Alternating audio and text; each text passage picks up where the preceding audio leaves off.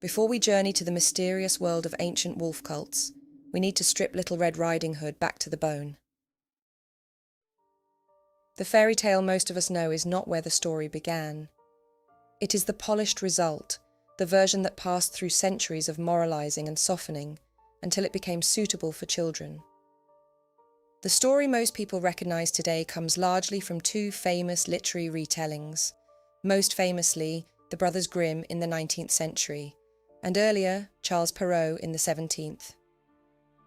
Both of those versions helped fix Little Red Riding Hood in the public imagination, but neither of them invented it, they inherited it.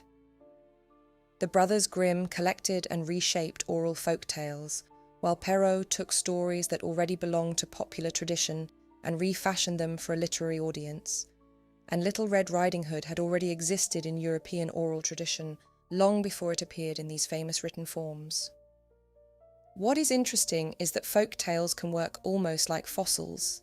Not perfect fossils, of course, but they can contain fragments, traces of an older world, clues that point back toward their earlier origins. And Little Red Riding Hood appears to be exactly that kind of tale. What Perrault gave us was not the beginning. It was likely an older oral folk tale that he heard, moralized, and reshaped with his own literary flourishes. And in the case of Little Red Riding Hood, one of those flourishes may be the very thing we remember most, the Red Hood itself, because in older oral versions of the tale, the girl was often nameless, and the famous Red Hood was nowhere to be found.